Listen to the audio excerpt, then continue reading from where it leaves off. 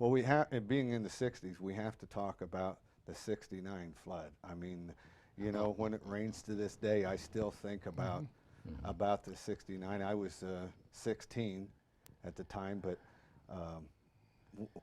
Art, I think you called Dad, is that correct? Yeah. It was The like police 2 in the called morning, me. I think. Yeah. The police called me. I went down there and the doors were broken out and the water was coming out out through the doors, and unlocked the main door, and it just flooded water out. Yeah. And we'd never seen water in the business before, ever. No, I mean, I don't think so. yeah. But Yeah. what happened was the sewers, we had drains underneath the building and everything, and Hips had drain under their part. And it But just, when the water came over the top, Over the hill. it came up through ours. yeah. Dad, what do you remember? I mean, I know you woke me up. I didn't hear the phone ring because I was sleeping, but you woke me up and said, I don't remember. All I remember is driving into the business. I remember going down there and seeing our big truck was inside, and the water was that swift, it was moving our truck sideways. Great big truck, sideways. And then we missed some tires, and then a day or two later we got a call from way down south, about 25, 30 miles away. We couldn't find a tire for a guy from Killbuck, and here the tire had floated away, and it was Down to Killbuck Creek? Killbuck Creek had floated away for 25 to 30 miles, and was a fellow from Killbuck, and I can't think of his name now, but anyhow. Yeah, I don't know how many we didn't retrieve, but we had a bunch of them mounted up across the street behind the fence. And do you remember the garage on the Marvin house? When there was a car in the garage, and there was a hole clear through it. That's right. Yeah, that's right. That's right. I remember cleaning tires out because the tires were in the racks. The water came through. Yeah. And 500 tires had we water had in them. Clean the water. It wasn't bad for the water, Mud. but the mud and the gravel and the sand. And I remember the offices being flooded too. Oh yeah, it was a mess. Yeah. How much? Do you have any idea how much money you lost when that happened? I mean, you know, did you have good insurance? We even had a little bit of flood insurance from the government, but they didn't pay much. Didn't pay much. But I don't know if we ever With counted it up. the loss of business and everything, I think, if I remember correctly, we figured that Floyd Shore, whoever was it, around $25,000 that we lost because we were out of business for a period of time. And the thing I remember, I don't know if you remember this or not, that a few days after it flooded, it rained again and came through again. I remember that. We had all the tires. Everybody was just sick. It wasn't as bad, No. but it did come through. Right where we had cleaned it up on the floor. Yeah. Yeah, that's probably right, this amount of money. Cause Were all the brothers, I know that Dad brought me in, but were all the brothers yeah, I'm sure there they that were. night? I mean, I got a picture of Lee standing back by the back door, all drooping, wet and all. And I think I remember seeing that. And he said, "Don't let anybody see that picture."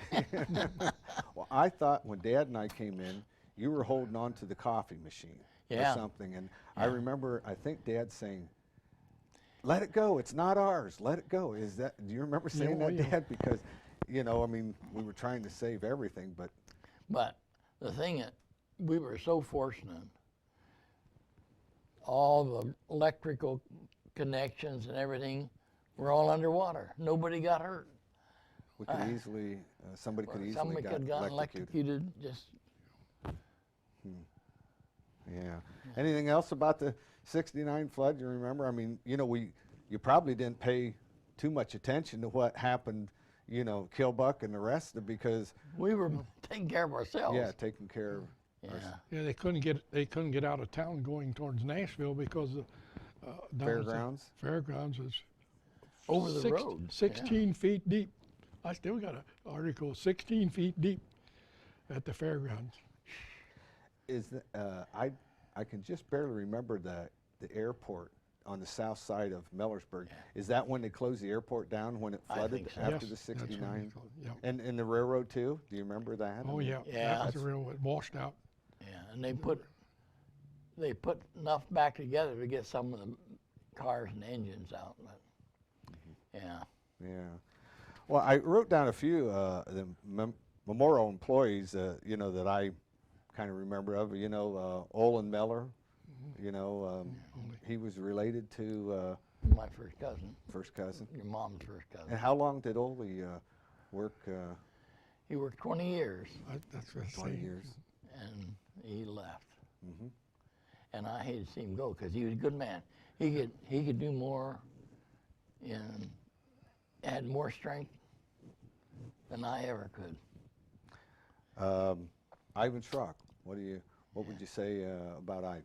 I mean, We used to sell him tires out of Berlin. He had a Yeah, store of his own. the golf station out Yeah. there. And so he just came, we hired him. Good man. he always had those funny sayings. I mean, he always had used his words seemed wisely, and I remember he was one of the only ones that could talk Dutch too. Yeah. You know, and well, you know, when I say Ivan, you know, I always think of Wayne Hirschberger too. Yeah. You know, and Wayne was related to. Well, his wife was my first cousin, our first cousin. Yeah. And I still see him today. I go out in Mennonite Church. I see all of them. Mm-hmm. Chauncey Jr. Yeah, Chauncey worked for it too. Chauncey, No. yeah. No. Chauncey didn't work for us. No, he did didn't. he? Okay, okie doke. I have down Margie Allison. You know, Yeah. Quite a few years. yeah. Yeah, I don't remember when we hired her. When was that? She was like almost like a family member, though. I Yeah. remember she She worked babysat. for us quite a few years too. Yeah, and she turned 65 in 1981. Remember that because I took a longer vacation. Juanita and I went around the country. Came back, she was 65. Herman Angle. Yeah, Herman. did a lot of buffing. Yeah. I ain't complaining. Gene DePriest Yeah. He was a good guy. Yeah. could fix about anything. I heard. Yeah, Oh, you yeah. know, yeah. Yeah. And he was a quiet fella. He didn't. He'd talk to you, and he had a Yeah. complaint or two, but ordinarily, he's just a nice enough guy. Anything else about the '60s? I mean, you're. Well, we didn't say about the guy we hired from Akron that came to be the buffer, and he had all the kids. He lived down on Kilbuck Hill. What's that hill down there by Kilbuck? And he Not sure. he was dirty. You remember how dirty? Yeah. That wasn't Shep. I heard you talk about a guy. No, yeah, we Right. had Shep too. He was a dirty guy. Yeah. He wanted to go to Chicago one time, and I had an older car. I'm not sure if it was the one I drove for the shop, or I guess I owned it. I let him take it to Chicago and back. He didn't wreck it or anything, but it was still pretty dirty. His kids were dirty kids, Yeah. dirty babies. But his family, there's a couple of his family still around. Oh, really? Yeah. But what was his name? I've been thinking ever since you said I was trying to think of his name. Well, how about Denville Workman too?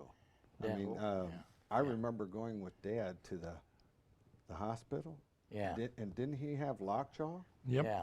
And the doctor said he should have died. There's no way that he should live. And We sent him. We sent him to Worcester or Akron or someplace, Akron. didn't Yeah. we? Yeah. I know he was kind of a character too. Yeah. You've had a few characters work Yes, for you we over the did. years. Yeah. Yeah. My wife said, "Where do you find those guys?"